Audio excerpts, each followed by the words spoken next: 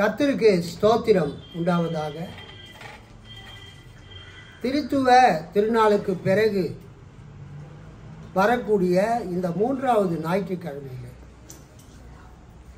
Third Sunday after the Trinity Sunday, திருத்துவ திருநாள் அல்லது திருத்துவ பண்டிகைக்கு பின்பதாக வரக்கூடிய இந்த மூன்றாவது ஞாயிற்றுக்கிழமையில், இந்த ஜூன் மாதம் 16ஆம் தேதியில் செய்திக்காக தெரிந்து கொண்ட ஒரு வேத பகுதி, அப்போஸ்தலனாகிய பேதுரு எழுதின முதல் நிருபம் 1 பேதுரு பக்கம் 321, புதிய ஏற்பாட்டு 1 பேதுரு 5ஆம் அதிகாரம் 8 முதல் 11 வசனங்கள். தெளிந்த புத்தியுள்ளவர்களாய் இருங்கள், விழித்திருங்கள், ஏனெனில் உங்கள் எதிராளியாகிய பிசாசானவன் கர்ச்சிக்கிற சிங்கம் போல் எவனை விழுங்கலாமோ என்று வகை தேடி சுற்றித் திரிகிறான். விசுவாசத்தில் உறுதியாய் இருந்து அவனுக்கு எதிர்த்து நில்லுங்கள். உலகத்தில் உள்ள உங்கள் சகோதரரிடத்திலே அப்படிப்பட்ட பாடுகள் நிறைவேறி வருகிறது என்று அறிந்திருக்கிறீர்களே. கிறிஸ்து இயேசுவுக்குள் நம்மை தமது நித்திய மகிமைக்கு அழைத்தவராய் இருக்கிற சகல கிருபையும் பொருந்திய தேவன் தாமே கொஞ்ச காலம் பாடு அனுபவிக்கிற உங்களை சீர்படுத்தி, ஸ்திரப்படுத்தி, பலப்படுத்தி நிலைநிறுத்துவாராக. அவருக்கே மகிமையும் வல்லமையும் சதா காலங்களிலும் உண்டாயிருப்பதாக. ஆமேன். கண்களை மூடி ஜெபிப்போம். மகா கிருபையும் இரக்கமும் மிகுந்த பரம தந்தையே, இந்த அருமையான காலை வேலைக்காக உமக்கு ஸ்தோத்திரம். திருத்துவ திருநாளுக்கு பிறகு வரக்கூடிய இந்த மூன்றாவது ஞாயிற்றுக்கிழமையிலே 1 பேதுரு 5ஆம் அதிகாரம் 8 முதல் 11 வசனங்களின் அடிப்படையில் தியானிக்க ஆண்டவரே எங்களுக்கு நீர் கொடுத்திருக்கிற நல்ல தருணத்திற்காக ஸ்தோத்திரம். எங்களோடு பேசுவீராக. வாசிக்கப்பட்ட இந்த வசனங்கள் எங்களுக்கு மிகவும் பிரயோஜனமாய் இருக்க கிருபை தாரும். இயேசுவின் நாமத்தில் ஜெபிக்கிறோம் நல்ல பிதாவே, ஆமென். கர்த்தருக்கு ஸ்தோத்திரம் உண்டாவதாக. நாம் வாசித்த இந்த வேத பகுதியை கான்டெம்பரரி வெர்ஷன், புதிய ஏற்பாட்டிலே நான் வாசிக்க விரும்புகிறேன். நீங்கள் கவனியுங்கள். 1 Peter chapter 5 verses 8 to 11 from Contemporary English Version. Be on your guard and stay awake. Your enemy, the devil, is like a roaring lion, sneaking around to find someone to attack. But you must resist the devil and stay strong in your faith. You know that all over the world the Lord's followers are suffering just as you are. But God shows undeserved kindness to everyone. That is why He had Christ Jesus choose you to share in His eternal glory. You will suffer for a while, but God will make you complete, steady, strong and firm. God will be in control forever. Amen. அல்லேலூயா, அல்லேலூயா, அல்லேலூயா. கர்த்தருக்கு ஸ்தோத்திரம். இதுவரைக்கும் இந்த பகுதியை, இந்த வேத பகுதியை நம்ம சபையில் நான் பிரசங்கம் பண்ணது இல்லை. அல்லேலூயா. இன்றைக்கு முதல் முறையாக இந்த பகுதியிலிருந்து நாம் தியானிக்க போகிறோம். எருசலேமில் திருச்சபை ஆரம்பித்த போது அப்போஸ்தலர் 2ஆம் அதிகாரத்தில்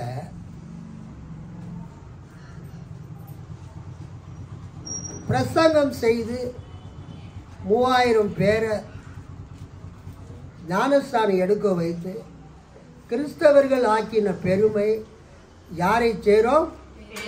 பேதுருவை சேரும். அப்போஸ்தலனாகிய பேதுருவை சேரும். இந்த பேதுரு யார்? ஆண்டவராகிய இயேசு கிறிஸ்துவினுடைய 12 சீடர்களிலே முதலாவது இயேசு அண்டைக்கு வந்த 4 சீடர்களில் ஒருவர் இந்த பேதுரு ஆவார். அல்லேலூயா. அவருக்கு உண்மையான பேர் வந்து சீமோன். அவருக்கு உண்மையான பேர் என்னதுங்க? சீமோன். ஆண்டவர் அவருக்கு வைத்த பெயர் பேதுரு. அல்லேலூயா. கர்த்தருக்கு ஸ்தோத்திரம். ஆண்டவர் அவருக்கு வைத்த பேதுரு. அவருக்கு கேபா அப்படின்னு பேர் வைத்தார். அவருக்கு பேதுருன்னு பேர் வைத்தார். அவருக்கு இயற்கையான பெயர் வந்து சீமோன். அல்லேலூயா.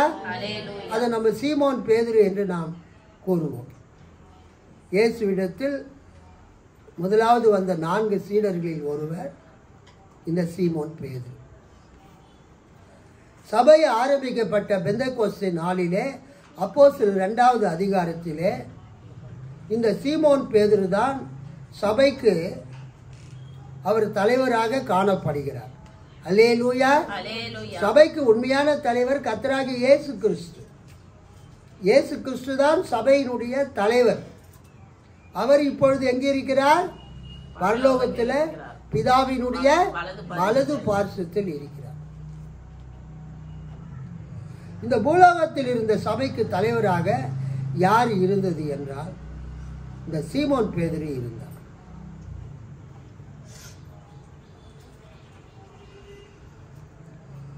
அப்போஸ்தலர் 15ஆவது அதிகாரத்தை நீங்க பார்த்தீங்கன்னா அங்கு முதல் திருச்சபை மாநாடு நடைபெறுகிறது. அப்போஸ்தலர் 15ஆவது அதிகாரம். அந்த அதிகாரத்தில் பேதுரு வருகிறார்.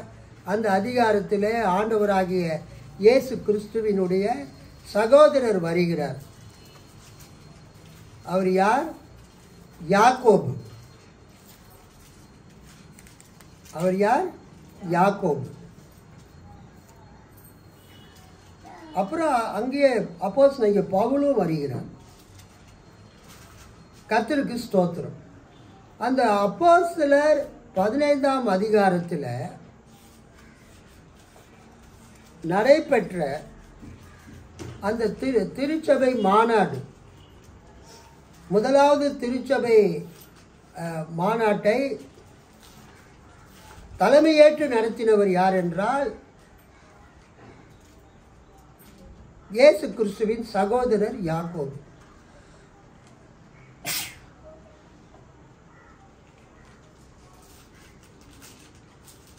ஏழாம் வசனம் பாருங்க. 15:7.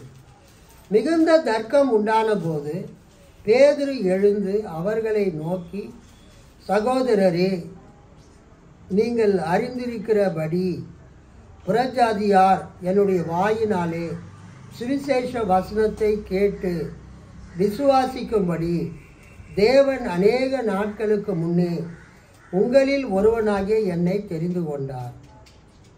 இதை யார் பேசுறது? பேதுரு. ஆனால் 13ஆம் வசனத்தை பாருங்க. அவர்கள் பேசி முடித்த பின்பு யாக்கோபு அவர்களை நோக்கி, சகோதரரே, எனக்கு செவி கொடுங்கள் அப்படின்னு ஆரம்பித்து அந்த மீட்டிங்கை அவர் முடிக்கிறார். அந்த கூட்டத்தினுடைய முடிவுரையை, தலைமை உரையை யாக்கோபு பேசுகிறதை நாம் பார்க்கிறோம். அடுத்ததாக கலாத்தியரில் 2 அதிகாரம் 9 வசனம், 258 பக்கம்.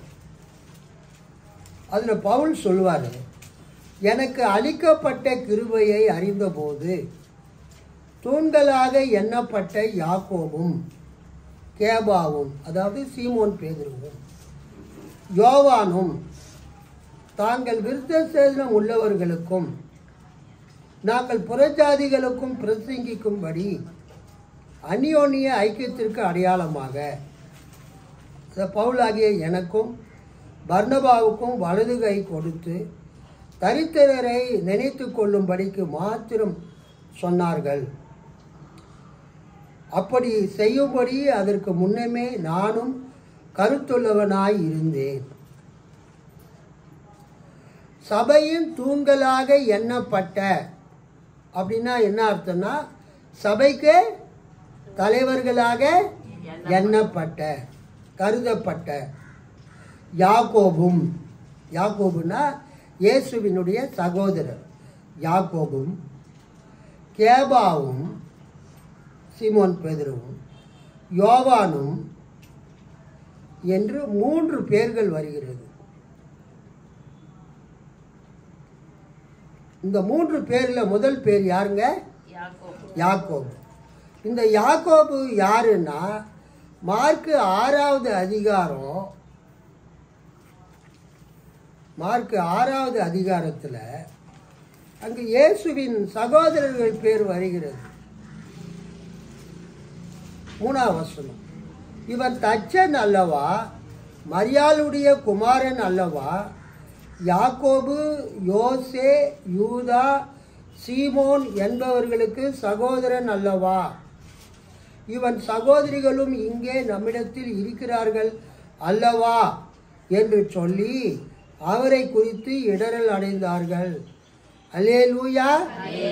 இயேசுவை பெற்ற பிறகு மரியாளும் யோசேப்பும் கணவன் மனைவியாக இல்வாழ்க்கையை நடத்தி, குடும்ப வாழ்க்கையை நடத்தி அவர்கள் பெற்ற 4 ஆண் பிள்ளைகளுடைய பெயர்கள் கொடுக்கப்பட்டிருக்கிறது. யாக்கோபு, யோசே, யூதா, சீமோன். ஸோ இயேசு பிறந்த பிறகு அன்னை மரியாளுக்கு பிறந்த முதல் பிள்ளை யாக்கோபு. ரோமன் கத்தோலிக்க திருச்சபையினர் மரியாள் கடைசி வரைக்கும் கன்னியாகவே வாழ்ந்தார்கள். பெர்பச்சுவல் வர்ஜினிட்டி ஆஃப் மேரி,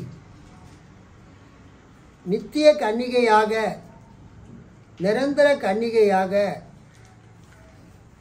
அன்னை மரியாள், இயேசுவின் தாயாகிய மரியாள், கர்த்தருடைய தாயாகிய மரியாள் வாழ்ந்தார்கள் என்று கத்தோலிக்க திருச்சபையினர் கூறுகிறார்கள்.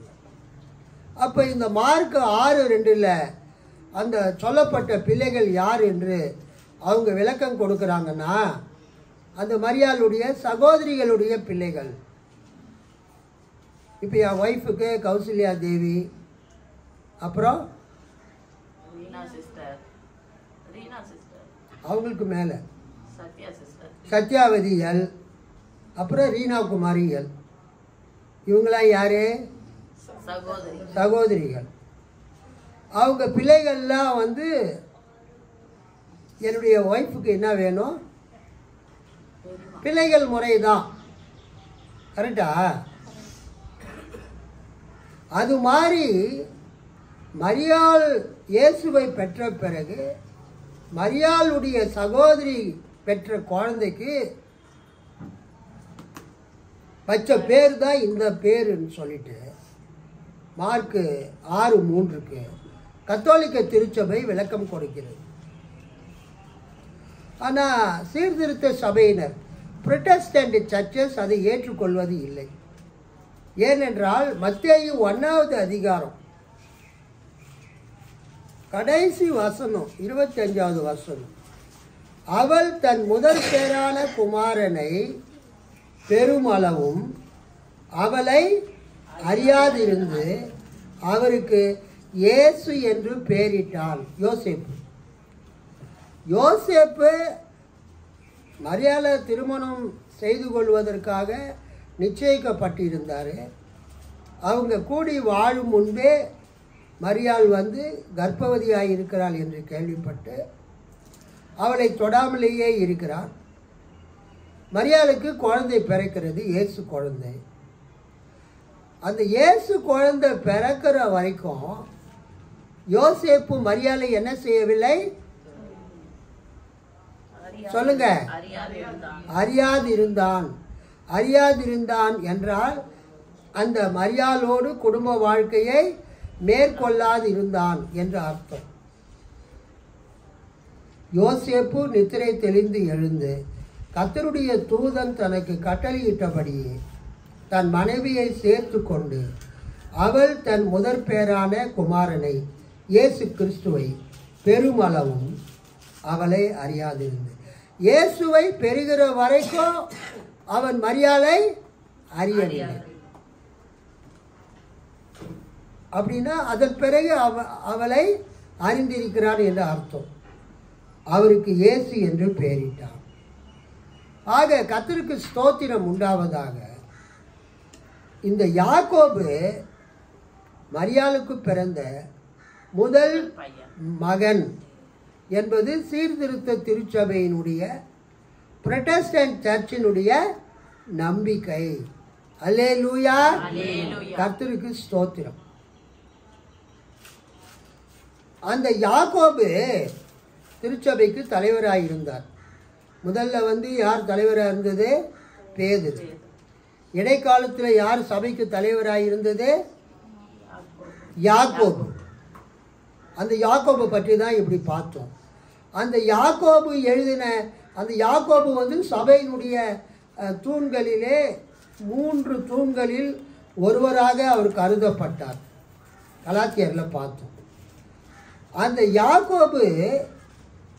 யாக்கோபு நிருபத்தை எழுதினவர். அப்போஸ்தலனாகிய யாக்கோபு எழுதின பொதுவான நிருபம் 1:1. தேவனுக்கும் கர்த்தராகிய இயேசு கிறிஸ்துவுக்கும் ஊழியக்காரனாகிய யாக்கோபு சிதறி இருக்கிற 12 கோத்திரங்களுக்கும் வாழ்த்துதல் சொல்லி எழுதுகிறதாவது. அப்போஸ்தலர் 15 அதிகாரத்துக்கு பிறகு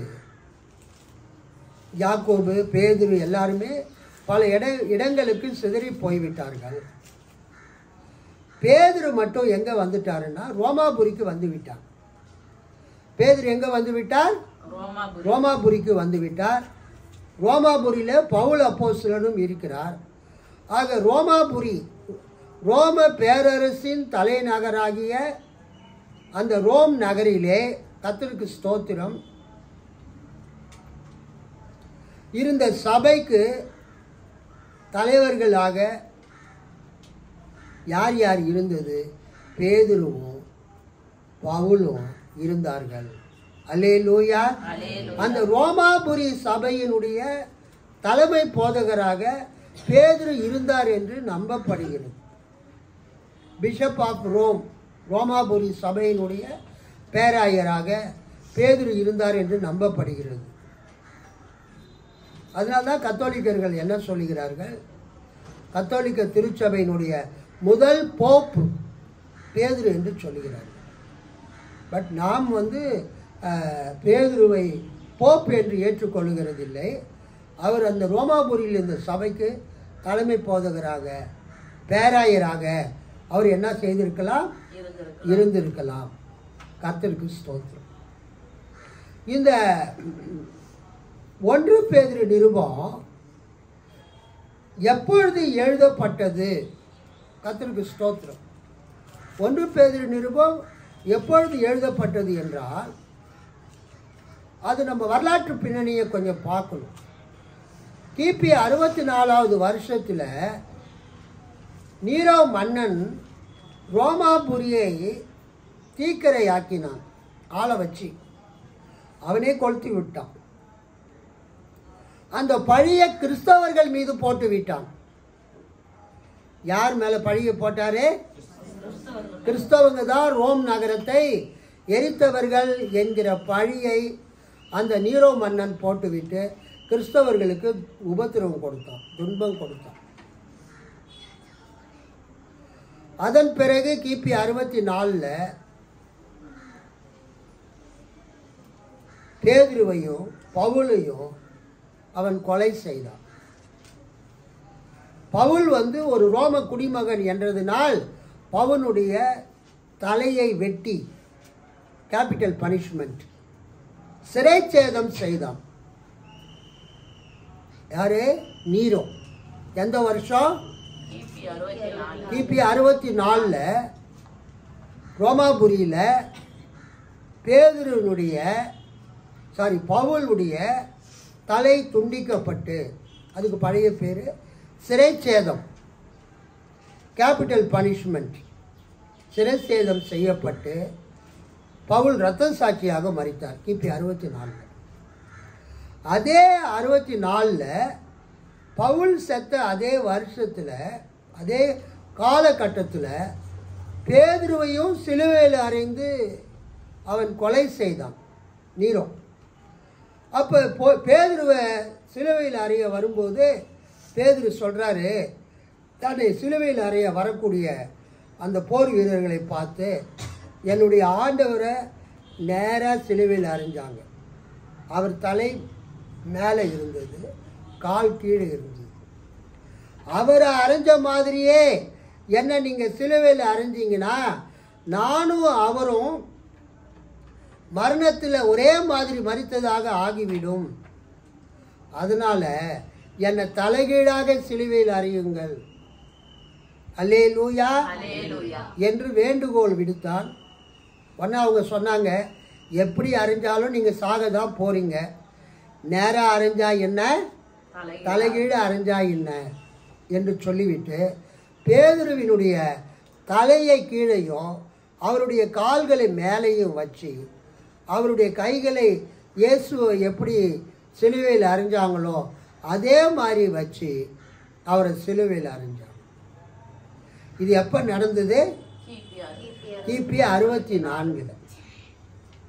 இந்த பின்னணியில் தான் நம்ம இந்த 1 பேதுரு 1ஆம் அதிகாரத்தை 1ஆம் வசனத்தை நம்ம படிக்கணும்.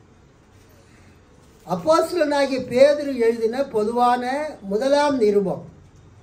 இயேசு கிறிஸ்துவின் அப்போஸ்தலனாகிய பேதுரு. இங்கு பேதுரு தன்னை எவ்வாறு குறிப்பிடுகிறார்? இயேசு கிறிஸ்துவின் அப்போஸ்தலன், இயேசு கிறிஸ்துவினுடைய 12 அப்போஸ்தலர்களில் ஒருவன். இயேசு கிறிஸ்துவின் அப்போஸ்தலனாகிய பேதுரு ஒரு 7 பேரை லைனாக சொல்லுவார். பொந்து, கலாத்தியா, கப்பத்தோக்கியா, ஆசியா, பித்தினியா தேசங்களில் குடியிருக்கிறவர்கள், சிதறி இருக்கிறவர்களில். பொந்து, கலாத்தியா, கப்பத்தோக்கியா, ஆசியா, பித்தினியா தேசங்களில் சிதறி இருக்கிறவர்களில் இங்கு 5 பேர் வந்திருந்தாலும் அங்கு 7 சபைகள் இருந்ததாக கருதப்படுகிறது. அல்லேலூயா.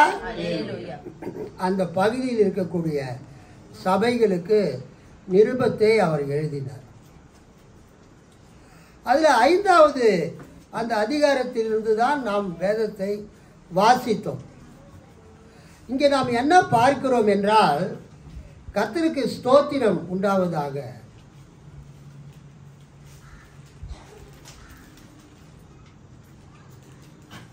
பேதுரு மரித்த போது இருந்த சூழ்நிலை வேறு.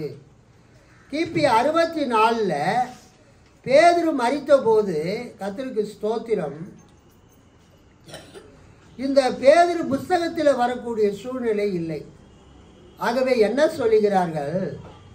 முதல் நூற்றாண்டினுடைய கடைசி பகுதியில், முதல் நூற்றாண்டின் கடைசி பகுதியில் அந்த 80, 90 அந்த 100 வரக்கூடிய அந்த காலகட்டத்தில் இந்த நிருபம் எழுதப்பட்டிருக்கும். ஸோ பேதுரு மரித்தது 64ஆம் வருஷம். அப்போ 64ஆம் வருஷத்தில் இந்த கடிதம் எழுதப்படலை. இதில் இருக்கக்கூடிய வரலாற்று பின்னணியை நீங்கள் பார்த்தீர்கள் என்றால் இந்த நிருபம் எப்பொழுது எழுதப்படுகிறது?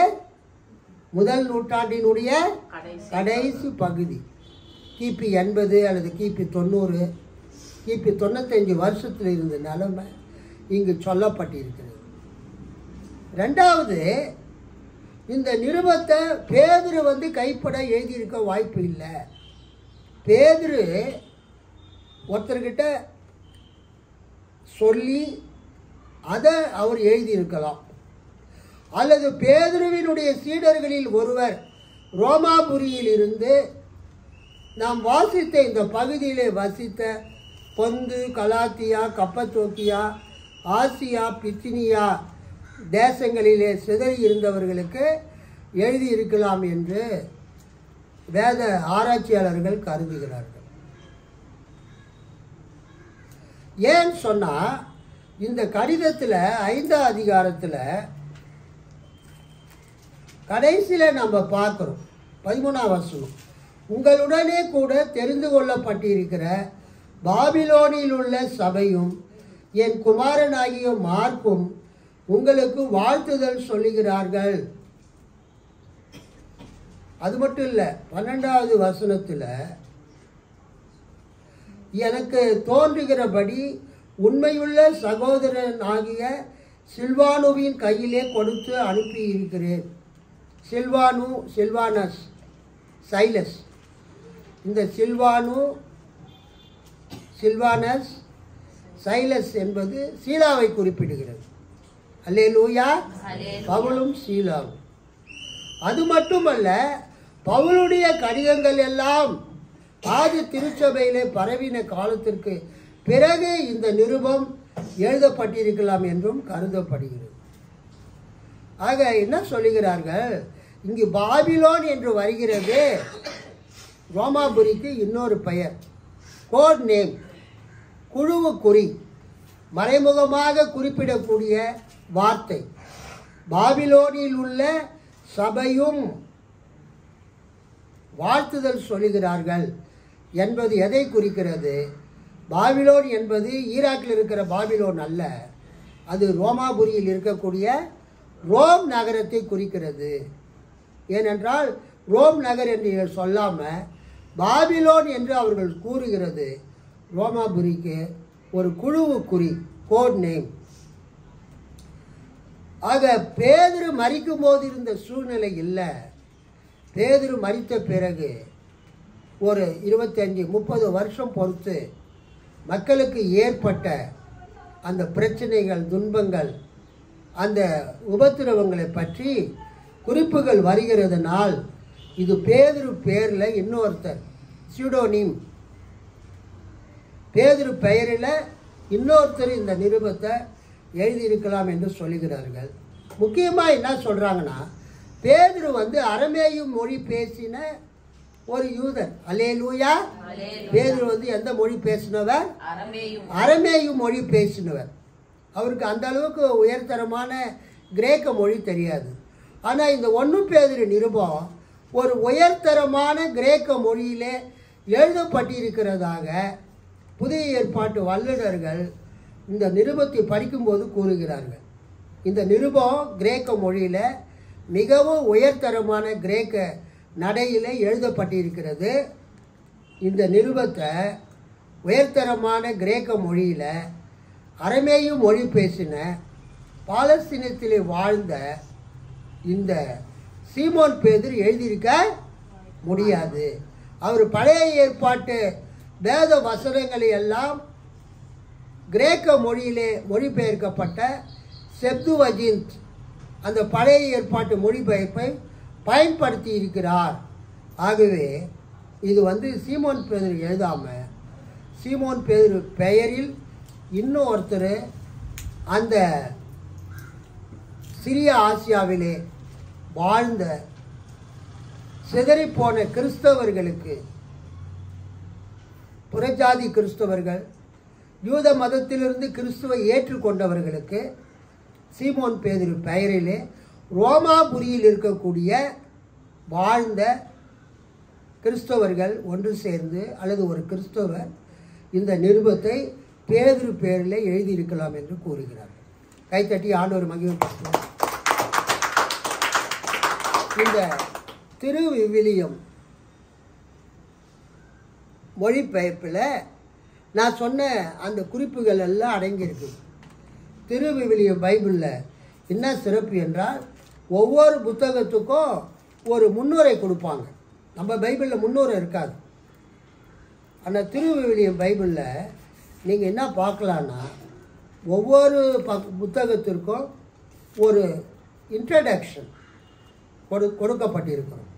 இப்போ பேதுரு எழுதிய முதல் திருமுகம், பேதுரு எழுதிய முதல் நிருபம், முதல் கடிதம், அது எங்கே இருக்குதுன்னா, கர்த்தருக்கு ஸ்தோத்திரம் 358 359 அந்த பக்கத்தில் பேதுரு எழுதிய முதல் திருமுகம், முன்னுரை, ஆசிரியர், சூழலும் நோக்கமும் உள்ளடக்கம், அமைப்பு என்று ஒரு அழகான ஒரு அவுட்லைன், ஒரு ப்ரீஃபேஸ், ஒரு இன்ட்ரடக்ஷன் கொடுத்திருக்கிறார்கள். அதிகமாக தெரிந்து கொள்ள விரும்புகிறவர்கள் நீங்கள் அந்த திருவிவிலியத்தை, வேதத்தை நீங்கள் வாங்கி படிக்கும்படியாக கேட்டுக்கொள்கிறேன். இப்பொழுது நாம் பார்த்த இந்த 1 பேதுரு 5ஆம் அதிகாரம் 8 11 வசனத்தை நாம் செய்திக்காக போவதற்கு முன்பதாக, அந்த 1 பேதுரு 5ஆம் அதிகாரம் 1 முதல் 10 வசனம் எதை பற்றி சொல்லுகிறது என்றால், 1 பேதுரு 5ஆம் அதிகாரம் 1 முதல் 10 வசனங்கள் அக்காலத்திலே வாழ்ந்த அந்த சபைகளுக்கு சொல்லப்பட்ட தீர்க்க தரிசனம். அல்லேலூயா. எங்க வாழ்ந்தாங்க அந்த மக்கள்? பொந்து, கலாத்தியா, கப்பத்தோக்கியா, ஆசியா, பித்தினியா தேசங்களிலே சிதறி இருக்கிறவர்களுக்கு. அப்ப அந்த ஆசியா மைனர், சிரியா ஆசியாவிலே, இப்போது இருக்கக்கூடிய துருக்கியிலே, இப்போது இருக்கிற துருக்கியின் வடக்கு பகுதியிலே இந்த இடங்கள் எல்லாம் இருக்கிறது. லைனாக இருக்கும். குரியர் அனுப்பிச்சிட்டா ஒவ்வொரு சபையாக போய் அந்த குரியர் கொண்டு போகிறவர் அந்த கடிதங்களை கொடுத்து விட்டு அல்லது வாசித்து விட்டு அவர் செல்லக்கூடிய வகையிலே இது இருந்தது. இந்த 5ஆம் அதிகாரம் 1 முதல் 10 வசனங்கள் தீர்க்க தரிசனமான வசனங்கள். கைத்தட்டி ஆண்டவரை மகிமைப்படுத்துவோம். 1 பேதுரு 5 1 முதல் 10 it is a prophecy for the people who are living in northern part of Asia Minor. Syria ஆசியாவின் வடக்கு பக்கத்திலே வாழ்ந்து கொண்டிருந்த சிதறிப்போன கிறிஸ்தவர்களுக்கும், புறஜாதி கிறிஸ்தவர்களுக்கும், யூத கிறிஸ்தவர்களுக்கும், அங்கு வாழ்ந்த ஏழைகளுக்கும், அங்கு வாழ்ந்த அடிமைகளுக்கும் பேதுருவால் அல்லது பேதுருவின் பெயரால் எழுதப்பட்ட ஒரு நிருபம் தான் 1 பேதுரு. அல்லேலூயா. அவங்க எல்லாருமே நம்மள மாதிரி ஏழை ஜனங்க. இந்த 1 பேதுருல வரக்கூடிய ஜனங்கள் எப்படிப்பட்டவர்கள்? ஏழைகள். அதுல பலர் அடிமைகளாக இருந்தார்கள். ஒரு வீட்டில் அடிமை வேலை செய்து கொண்டு இருந்தார்கள். ஏழைகளாக இருந்தார்கள். அவர்கள் தங்களுடைய இருப்பிடங்களை விட்டுவிட்டு, தங்கள் சொந்த வீடை, சொந்த ஊரை விட்டுவிட்டு இந்த கீழ்கண்ட இடங்களிலே அவர்கள் சென்று வசித்தார்கள். அப்படிப்பட்டவர்களுக்கு இந்த 1 பேதுரு 5ஆம் அதிகாரம் 1 முதல் 10 ஒரு தீர்க்க தரிசனமான ஒரு வேத பகுதியாய் இருக்கிறது. அல்லேலூயா. It is a blessing. It is a prophecy. Prophecy of God to them. Prophecy of God to them. அந்த பகுதியிலே வசித்த மக்களுக்கு கடவுள் அவர்களுக்கு கொடுத்த தீர்க்க தரிசனம், தீர்க்க தரிசன வார்த்தை மட்டுமல்ல, அங்கு ஆசீர்வாதமும் இருக்கிறது. 11ஆம் வசனம் என்னவா இருக்கு? ஆசீர்வாதம், பெனிடிக்ஷன். இப்ப 8ஆம் வசனம், தெளிந்த புத்தியுள்ளவர்களாய் இருங்கள், விழித்திருங்கள். ஏனெனில் உங்கள் எதிராளியாகிய பிசாசானவன் கர்ஜிக்கிற சிங்கம் போல் எவனை விழுங்கலாமோ என்று வகை தேடி சுற்றித் திரிகிறான். விசுவாசத்தில் உறுதியாய் இருந்து அவனுக்கு எதிர்த்து நில்லுங்கள். உலகத்தில் உள்ள உங்கள் சகோதரரிடத்திலே அப்படிப்பட்ட பாடுகள் நிறைவேறி வருகிறது என்று அறிந்திருக்கிறீர்களே. அல்லேலூயா. இங்க நம்ம என்ன பார்க்கிறோம்னா, எப்போதுமே பிரச்சனைகள் மனிதர்களால் நமக்கு வந்தாலும் அந்த பிரச்சனைகள் யாரால் வருகிறது? யார் சொன்னது? பவுனம்மா. எங்க இருக்கிறாங்க? அவங்க இருக்கிற இடமே தெரியல. கரெக்டா சொல்றாங்க. பல நேரங்களிலே மனிதர்கள் நம் கூட வந்து சண்டை போடுவாங்க. காரணமே இல்லாம சண்டை போடுவாங்க. பல நம்ம கூட நல்லா பேசுவாங்க, நல்ல ஐக்கியமா இருப்பாங்க. ஆனால் காரணம் இல்லாம வந்து நம்ம கூட சண்டை போடுவாங்க. நம்ம நினைக்கிறோம் இவங்க நம்மளை தேவையில்லாம நம்ம கூட சண்டை போடுறாங்க, தேவையில்லாம நம்மளை பகைக்கிறாங்க. ஆனா உண்மையிலேயே அந்த மனிதர்கள் நம்ம கூட சண்டை போடல, அவர்களை பிசாசு தூண்டி விட்டு நம்ம கூட பிசாசு சண்டை போடுகிறான். ஒரு அல்லேலூயா சொல்லுங்க. இன்னைக்கு கர்த்தர் அதை தான் உங்களுக்கு உணர்த்துறாரு, எனக்கு உணர்த்துறாரு.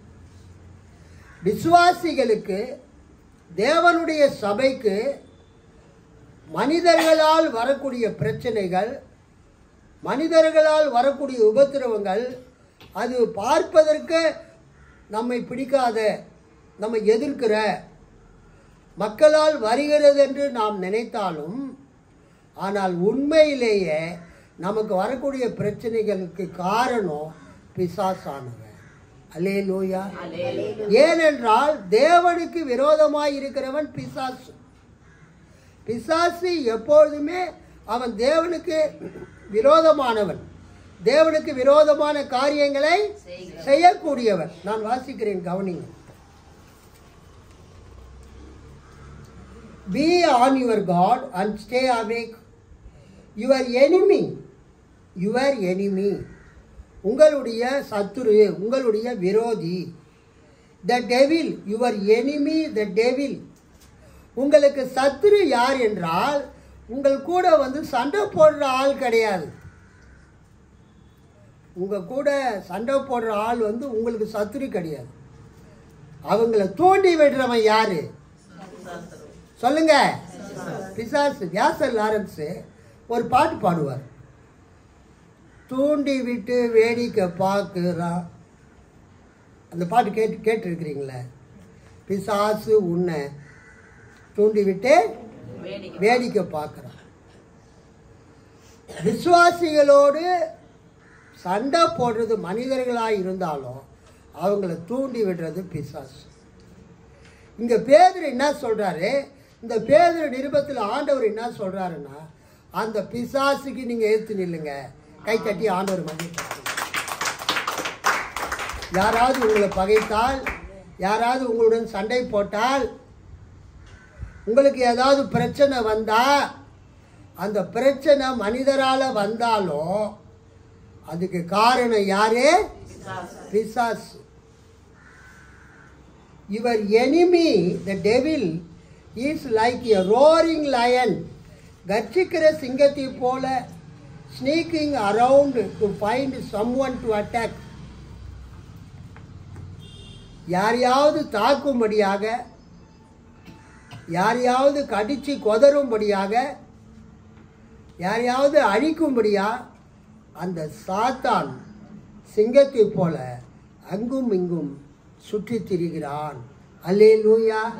அப்ப இனிமேல் உங்க கூட யாராவது சண்டைக்கு வந்தா, உங்களோடு போராடினால், நீங்க யார் கூட சண்டை போடணும்? பிசாசு கூட. யாரை நீங்க எதிர்க்கணும்? பிசாசு. இயேசுவின் நாமத்தினாலே பிசாசு நான் உன்னை கட்டுறேன். இந்த மக்களை எனக்கு விரோதமாய் தூண்டிவிடக்கூடிய பிசாசே, இயேசுவின் நாமத்திலே நான் உன்னை எதிர்த்து நிற்கிறேன் என்று நீங்கள் சொல்லும் பொழுது அந்த பிசாசை நீங்கள் ஜெயிப்பீர்கள். Hallelujah. But you must resist the devil. உங்கள் கூட மக்கள் பிரச்சனை பண்ணும்போது, உங்களுக்கு உபத்திரவம் கொடுக்கும்போது நீங்கள் யாரை எதிர்த்து நிற்கணும்? பிசாசை எதிர்த்து நிற்கணும். But you must resist the devil and stay strong in your faith. உங்கள் விசுவாசத்தில் நீங்கள் உறுதியாக இருக்க வேண்டும். ரெண்டாவது, பிரச்சனை உங்களுக்கு மட்டும்தான் வருதா? அடுத்த கேள்வி பேதுரு என்ன கேட்கிறாரு? பிரச்சனைகள் உங்களுக்கு மட்டும்தான் வருதா? துன்பங்கள் உங்களுக்கு மட்டும்தான் வருதா? கஷ்டங்கள் உங்களுக்கு மட்டும்தான் வருதா? சொல்லுங்க. எல்லாருக்கும் தான் பிரச்சனை வருது, எல்லாருக்கும் தான் துன்பம் வருது. இங்க பாருங்க, 5ஆம் அதிகாரம். தெளிந்த புத்தியுள்ளவர்களாய் இருங்கள். 8ஆம் வசனம். விழித்திருங்கள், ஏனெனில் உங்கள் எதிராளியாகிய பிசாசானவன் கர்ச்சிக்கிற சிங்கம் போல எவனை விழுங்கலாமோ, எவனை அடித்து சாப்பிடலாமோ என்று வகை தேடி சுற்றி திரிகிறான். தேவனுக்கு விரோதியான பிசாசானவன் உங்களுக்கும் விரோதியாய் இருக்கிறான். தேவனோடு யுத்தம் பண்ணுகிற சாத்தானானவன் உங்களோடும் என்னோடு யுத்தம் பண்ணுகிறான். அல்லேலூயா. அப்ப நம்ம என்ன செய்ய வேண்டும்? சாத்தானை எதிர்த்து நிற்க வேண்டும். விசுவாசத்தில் உறுதியாயிருந்து அவனுக்கு எதிர்த்து நில்லுங்கள், சாத்தானுக்கு எதிர்த்து நில்லுங்கள். அடுத்த வசனம். உலகத்தில் உள்ள உங்கள் சகோதரரிடத்திலே அப்படிப்பட்ட பாடுகள் நிறைவேறி வருகிறது என்று அறிந்திருக்கிறீர்களே. இது ரொம்ப அருமையான வேத பகுதி. முதல் குறிப்பு என்னவென்றால், தேவனுக்கு விரோதமாய் இருப்பவன் சாத்தான். தேவனுக்கு விரோதமாய் யுத்தம் பண்ணுகிறவன் சாத்தான், பிசாசு. அவன் தேவ பிள்ளைகளுக்கு விரோதமாக மனிதர்களை தூண்டி விடுகிறான். கர்த்தருடைய பிள்ளைகளுக்கு விரோதமாக, தேவனுடைய பிள்ளைகளுக்கு விரோதமாக அந்த சாத்தான், அந்த பிசாசு மனிதர்களை தூண்டி விடுகிறான். அப்ப இனிமேல் நீங்க கவனிக்க வேண்டியது, யாராவது உங்க கூட தேவையில்லாமல் வந்து சண்டை போட்டால், யாராவது உங்களை தேவையில்லாமல் எதிர்த்தால், காரணமின்றி யாராவது உங்களோடு பிரச்சனை செய்தால் அறிந்து கொள்ளுங்கள், சாத்தா அவர்களை தூண்டி விட்டு இருக்கிறார். அல்லேலூயா. இப்போ அவங்களை நீங்க எப்படி சைலன்ஸ் பண்ணணும், அமைதியாக்கணும்? இயேசுவின் நாமத்தினால சாத்தானுக்கு எதிர்த்து நிற்கணும். சாத்தானை நீங்க என்ன பண்ணணும்? கட்டணும். இயேசுவின் நாமத்தினாலே சாத்தானே உன்னை நான் கட்டுகிறேன். இயேசுவின் நாமத்தினாலே சாத்தானே உனக்கு நான் எதிர்த்து நிற்கிறேன். நான் தேவனுடைய பிள்ளை, நான் தேவனுடைய விசுவாசி, இயேசுவை நம்புகிறவன்.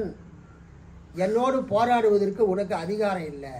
இயேசுவின் நாமத்தினால உனக்கு விரோதமாய் நான் வருகிறேன், உன்னை எதிர்த்து நிற்கிறேன் என்று இயேசுவின் பெயரை நீங்கள் சொல்லும்போது அந்த சாத்தான் உங்களை விட்டு விலகி போய் விடுவார். கைத்தட்டி ஆண்டவர் மகிமைப்படுத்தும். நல்லா உற்சாகம். நம்பர் 2, அது மாதிரி வரக்கூடிய பிரச்சனை உங்களுக்கு மட்டும்தான் வருதா? நம்ம தேவனுடைய மகிமையின் சபைக்கு மட்டும்தான் சாத்தானால பிரச்சனை வருதா? பிரசங்கம் பண்ற நேரத்துல தான் ஒரு பாட்டு வரும். பிரசங்கம் பண்ற நேரத்துல தான் அந்த கார்பரேஷன் சொல்லுங்க, அந்த குப்பை தொட்டி வண்டி வரும், சத்தமா பாட்டு பாடுவாங்க. ரொம்ப கஷ்டமா இருக்கும். தேவையில்லாம வந்து பிரச்சனை பண்ணுவாங்க சபையில். நம்ம நினைக்கிறோம், ஐயோ நமக்கு மட்டும்தான் பிரச்சனைன்னு. பிரச்சனை நமக்கு மட்டும்தான் வருதா? இல்லை, உலகம் முழுவதும் தேவனுடைய சபைக்கு, உலகம் முழுவதும் கிறிஸ்தவர்களுக்கு சாத்தானால பிரச்சனை வந்து கொண்டுதான் இருக்கிறது, நடந்து கொண்டுதான் இருக்கிறது. அதைத்தான் அங்கு சொல்கிறார். என்ன சொல்றாரு? 9ஆம் வசனம், விசுவாசத்தில் உறுதியாய் இருந்து அவனுக்கு, பிசாசுக்கு, சாத்தானுக்கு எதிர்த்து நில்லுங்கள். அல்லேலூயா. இன்னைக்கு ஒரு கர்த்தர் ஒரு வெளிப்பாட்டை உங்களுக்கு கற்றுக் கொடுக்கிறார். உங்களுக்கு கர்த்தர் ஒரு சத்தியத்தை வெளிப்படுத்துகிறார். எப்போதெல்லாம் உங்களுக்கு விரோதமா மனிதர்கள் மூலமா சாத்தான் பிரச்சனையை கொண்டு வருகிறானோ அப்போது நீங்கள் என்ன செய்ய வேண்டும்? அவங்களோடு போராடக்கூடாது. யாரோடு போராட வேண்டும்? பிசாசோட. பிசாசை எதிர்த்து நிற்க வேண்டும். நம்பர் 2, பிரச்சனை உங்களுக்கு மட்டும் வரல, கொரட்டூர்ல மட்டும் பிரச்சனை இல்லை, உலகம் முழுவதும் எங்கெல்லாம் கர்த்தருடைய சபை இருக்கிறதோ, உலகம் முழுவதும், இந்த பூமி முழுவதும், இந்த 5 கண்டம் முழுவதிலும் எங்கெல்லாம் கர்த்தருடைய சபை இருக்கிறதோ அங்கெல்லாம் பிசாசானவன் தேவனுடைய சபையோடு, தேவனுடைய ஊழியக்காரர்களோடு, தேவனுடைய பிள்ளைகளோடு அவன் போராடுகிறான். அல்லேலூயா. உலகத்தில் உள்ள உங்கள் சகோதரரிடத்திலே அப்படிப்பட்ட பாடுகள் நிறைவேறி வருகிறது என்று அறிந்திருக்கிறீர்களே. நான் வச்சிருக்கிற பைபிளில் படிக்கிறேன், இங்கிலீஷ் பைபிளில், contemporary English version. But you must resist the devil and stay strong in your faith. You know that all over the world, கவனிங்க, you know that all over the world the Lord's followers are suffering just as you are. நீங்க எப்படி நீங்க இருக்கிற இடத்துல உபத்திரவப்படுகிறீர்களோ, நீங்கள் எப்படி நீங்கள் இருக்கிற இடத்துல துன்பப்படுகிறீர்களோ, நீங்கள் எப்படி நீங்கள் இருக்கிற இடத்துல கிறிஸ்தவர்களாக இருக்கிறது நிமித்தமாக பாடுபடுகிறீர்களோ, அதை போலவே உலகம் முழுவதும், அல்லேலூயா சொல்லுங்க, அல்லேலூயா, அதை போலவே உலகம் முழுவதும் கர்த்தரை பின்பற்றக்கூடிய கர்த்தருடைய சீடர்கள், கர்த்தரை பின்பற்றக்கூடிய கிறிஸ்தவர்கள், கர்த்தருடைய சபையினர் உலகம் முழுவதும் துன்பப்பட்டு கொண்டிருக்கிறார்கள். நீங்கள் மட்டும் துன்பப்படவில்லை, உலகம் முழுவதிலும் இருக்கக்கூடிய கர்த்தருடைய பிள்ளைகள், கர்த்தரை பின்பற்றுகிறவர்கள் துன்பப்பட்டு வருகிறார்கள். You know that all over the world, உலகம் எல்லாம், உலகம் எங்கிலும், த லார்ட்ஸ் ஃபாலோவர்ஸ், கர்த்தரை பின்பற்றுகிறவர்கள், கர்த்தரை பின்பற்றுகிற சீடர்கள், கர்த்தருடைய ஜனங்கள், கிறிஸ்தவர்கள், are suffering just as you are. நீங்கள் துன்பப்படுகிறது போல, நீங்கள் உபத்திரவப்படுகிறது போல, கிறிஸ்தவர்களாய் இருக்கிறது நிமித்தமாக நீங்கள் துன்புறுத்தப்படுகிறதை போல உலகம் எங்கிலும் இருக்கிற கிறிஸ்தவங்க நீங்கள் படுகிற பாடுகளை அவர்கள் பட்டு கொண்டிருக்கிறார்கள். ஆகவே உங்களை நீங்கள் தேற்றிக்கொள்ளுங்கள். உங்களுக்கு மட்டும்தான் பிரச்சனை வருது, உங்களுக்கு மட்டும்தான் துன்பம் வருது, உங்களுக்கு மட்டும்தான் பாடுகள் வருதுன்னு நினைக்காதீங்க. கர்த்தரை பின்பற்றக்கூடிய கிறிஸ்தவர்களுக்கு, கர்த்தரை பின்பற்றக்கூடிய சபைகளுக்கு, கர்த்தரை தங்கள் தெய்வமாய் கொண்ட மக்களுக்கு உலகம் முழுவதும் சாத்தான் என்ன கொடுத்து கொண்டிருக்கிறான்? துன்பத்தை கொடுத்து கொண்டிருக்கிறான். 10ஆம் வசனம் நமக்கு ஆறுதலாகவும் தீர்க்க தரிசனமாகவும் இருக்கிறது. 5:10, கிறிஸ்து இயேசுவுக்குள் நம்மை தமது நித்திய மகிமைக்கு அழைத்தவராய் இருக்கிற சகல கிருபையும் பொருந்திய தேவன் தாமே கொஞ்ச காலம் பாடு அனுபவிக்கிற உங்களை சீர்படுத்தி, சிறப்படுத்தி, பலப்படுத்தி நிலைநிறுத்துவாராக. அல்லேலூயா. கர்த்தருக்கு ஸ்தோத்திரம். கொஞ்சம் காலம் பாடு அனுபவிக்கிற உங்களை சீர்படுத்தி, ஸ்திரப்படுத்தி, பலப்படுத்தி நிலைநிறுத்துவார் ஆக. But God shows undeserved kindness to everyone. தேவன்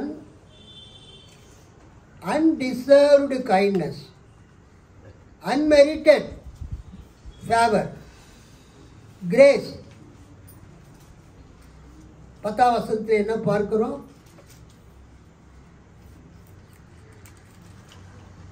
கிறிஸ்து இயேசுவுக்குள் நம்மை தமது நித்திய மகிமைக்கு அழைத்தவராயிருக்கிற சகல கிருபையும் பொருந்திய தேவன்.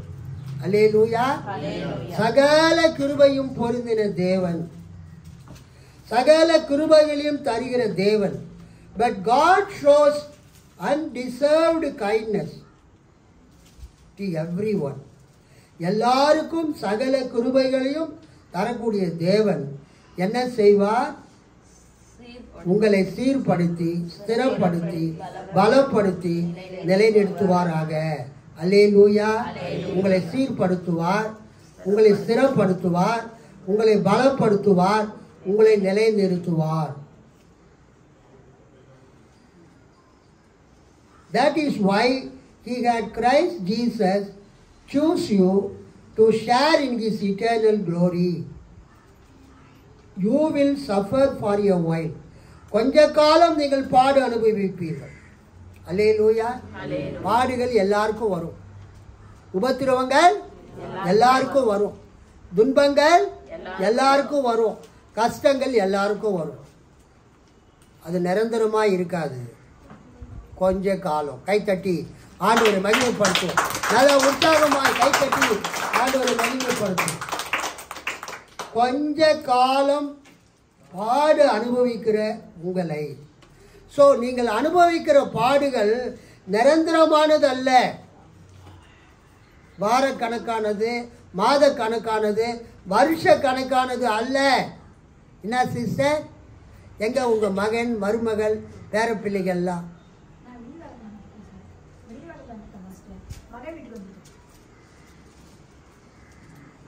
கொஞ்ச காலம் பாடு அனுபவிக்கிற நீங்கள், அது இங்கிலீஷில் என்ன போட்டிருக்குது? You will suffer for a while. கொஞ்ச காலம் கஷ்டப்படுவீங்க. அல்லேலூயா. உங்க கஷ்டம் நிரந்தரமானது அல்ல, கொஞ்ச காலம் கஷ்டப்படுவீங்க. என்ன சிஸ்டர், உங்க கஷ்டம் எத்தனை காலம் சொல்லுங்க? கொஞ்ச காலம். கஷ்டப்படுறவங்களா சொல்லுங்க, உங்க கஷ்டம் எத்தனை காலம்?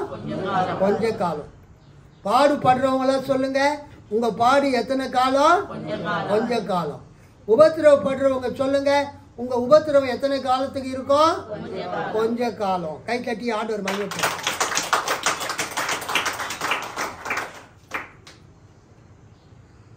ஒரு பாட்டு, அருமையான பாட்டு, பழைய காலத்து பாட்டு. இந்த பெர்க்மன்ஸ் பாட்டு வந்து பழைய காலத்து பாட்டெல்லாம் மறந்து போச்சு. கொஞ்ச காலம் இயேசுவுக்காக கஷ்டப்பாடு சகிப்பதினால் இன்னல் துன்பம் இன்பமாய் மாறும். இயேசுவை நாம் காணும் போது அவர் பாதம் விழுந்து பணிந்து ஆனந்த கண்ணீர் வடிப்பேன். அல்லேலூயா. ஃபாதர் பெர்க்மன்ஸ் ஐயாவை தப்பா சொல்ல. ஆனால் பெர்க்மன்ஸ் பாட்டு புக்கு வந்த பிறகு, ஜெயகீதங்கள், ஜபத்தோட்ட ஜெயகீதங்கள் வந்த பிறகு எல்லாரும் அந்த புக்கு சின்னதாக இருக்கா, பைபிளில் ஒரு சின்ன புக்கு முடிஞ்சு போச்சு. ஆனால் என்ன மாதிரி அந்த பழைய பாஸ்டுங்க, நான் வர்ஷிப் நடத்தினா பழைய பாட்டு தான் பாடுவேன். அல்லேலூயா. அது உங்களுக்கே தெரியும். Old is gold. நம்முடைய பழைய பாட்டுகளும் நல்ல பாட்டு. கிறிஸ்து சபை பாமாலைகளும் கீர்த்தனைகளும் சிஎல்எஸ் வெளியிட்ட ஹிம்ஸ் அண்ட் லிரிக்ஸ், பாமாலைகள், கீர்த்தனைகள் ரொம்ப வண்டர்ஃபுல். நம்ம எல்லா பாட்டையும் கலந்து பாடணும். அந்த பாட்டு ரொம்ப அருமையான பாட்டு. நான் என்னுடைய பாஸ்டர் ராஜனையா சர்ச்சில் இருக்கும்போது இந்த கொஞ்ச காலம் இயேசுக்காக அந்த பாட்டு ரொம்ப அருமையாக நாங்கள் பாடுவோம். அந்த பாட்டெலாம் பாடணும் சர்ச்சில். மறுபடியுமாக அந்த பழைய பாடல்களை பாடி மக்களை சிந்திக்க வைக்க வேண்டும். உங்களுக்கு வரக்கூடிய துன்பங்கள், உங்களுக்கு வரக்கூடிய உபத்திரவங்கள், அது எல்லாமே கொஞ்ச காலம்தான். அல்லேலூயா. You will suffer for a while.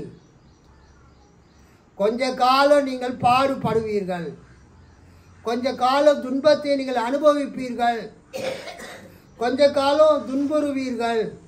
You will suffer for a while, but God will make you complete. உங்களை ஆண்டவர் என்ன செய்வார்? நிறைவுள்ள மக்களாக மாற்றுவார். கம்ப்ளீட், உங்களை நிறைவுள்ள மக்களாக. ஸ்டெடி, உங்களை ஆண்டவர் என்ன பண்ணுவார்? ஸ்திரப்படுத்துவார், ஸ்டெடி ஆக்குவார். ஸ்ட்ராங், ஆண்டவர் உங்களை பலப்படுத்துவார். அண்ட் ஃபர்ம், ஆண்டவர் உங்களை நிலைநிறுத்துவார். You will suffer for a while, but God will make you complete, steady, strong and firm. அவருக்கே மகிமையும் வல்லமையும் சதா காலங்களிலும் உண்டாயிருப்பதாக. அதை எப்படி டிரான்ஸ்லேட் பண்ணியிருக்காங்க மாடர்ன் இங்கிலீஷில்? God will be in control forever. Amen. அல்லேலூயா. பிசாசு சாத்தான் தேவனுக்கு விரோதமாக யுத்தம் பண்ணினாலும், பிசாசு சாத்தான் தேவனுடைய பிள்ளைகளுக்கு விரோதமாக யுத்தம் செய்தாலும் அவனால் தேவனையும் ஜெயிக்க முடியாது, அவனால் தேவனுடைய பிள்ளைகளையும் ஜெயிக்க முடியாது. ஏனென்றால் தேவனுடைய பிள்ளைகளுக்கு ஒரு ஆயுதம் இருக்கிறது, ஒரு டிஃபென்ஸ், ஒரு ஆர்மமெண்ட், தங்களை பாதுகாத்து கொள்ளக்கூடிய ஒரு ஆயுதம் இருக்கிறது, இயேசுவின் நாமம். அல்லேலூயா. உங்களை நோக்கி பிசாசு வரும்போது இயேசுவின் நாமத்தை சொல்லுங்க, பிசாசு உங்களை விட்டு ஓடி விடுவார். அல்லேலூயா. இயேசுவின் நாமம், Jesus name has power. Inherently Jesus name possess a great power. இயேசுவின் நாமத்தில் வல்லமை இருக்கிறது. இயேசுவின் நாமத்தினால, இயேசுவின் பெயரை நீங்கள் சொல்லும்போது, பிசாசை எதிர்க்கும் போது பிசாசு உங்களை விட்டு ஓடி போயிடும். கர்த்தருடைய வசனம், வேத வசனம் என்ற பட்டயத்தை கர்த்தர் உங்க கையில கொடுத்து இருக்கிறார். அல்லேலூயா. மத்தேயு 4, லூக்கா 4 சாத்தான் இயேசுவை வந்து சோதித்த போது அவர் அந்த ஆவியின் பட்டயத்தினால சாத்தானை ஜெயித்தார். இன்றைக்கு இந்த காலை நேரத்தில் ஆண்டவர் உங்களுக்கு ஆசீர்வாதத்தை கொடுக்கிறவராய் இருக்கிறார். 1 பேதுரு 5வது அதிகாரத்தில் அந்த 11ஆம் வசனம் பெனிடிக்ஷன், அது ஒரு ஆசீர்வாதம். 4:12 ஒரு ஆசீர்வாதம் தான். தமிழில் 4:11 அவருக்கே மகிமையும் வல்லமையும் சதா காலங்களிலும் உண்டாயிருப்பதாக. ஆமென். டாக்ஸாலஜி, இறைவனை துதிக்கக்கூடிய ஒரு பாடல், ஒரு வார்த்தை. அவருக்கே மகிமையும், இயேசு கிறிஸ்து மூலமாய் தேவன் மகிமைப்படும்படியே செய்வீர்களாக. அவருக்கே, அந்த தேவனுக்கு மகிமையும் வல்லமையும் சதா காலங்களிலும் உண்டாயிருப்பதாக. ஆமென். அல்லேலூயா. அது டாக்ஸாலஜி. ஆராதனை முடியும் போது கடவுளை புகழ்ந்து பாடக்கூடிய பாடல். நமது சபையிலே கடவுளை புகழ்ந்து பாடக்கூடிய பாடல் அல்லேலூயா, துதி மகிமை. அதுதான் டாக்ஸாலஜி நாம் பாடுறது. அதுதான் 1 பேதுரு 4:12. 5:11 அவருக்கே மகிமையும் வல்லமையும் சதா காலங்களிலும் உண்டாயிருப்பதாக. ஆமென். அதுவும் டாக்ஸாலஜி, அதுவும் பெனிடிக்ஷன். நமது கர்த்தராகிய இயேசு கிறிஸ்துவின் கிருபை உங்கள் அனைவரோடும் இருப்பதாக அப்படின்னு சொல்றது மாதிரி அவருக்கே மகிமையும் வல்லமையும் சதா காலங்களிலும் உண்டாயிருப்பதாக. ஆமென். கண்களை மூடி நாம் ஜெபிப்போம். God bless you all. ஆமென். இந்த நாளிலே கர்த்தர் உங்களோடு பேசியிருக்கிறார்.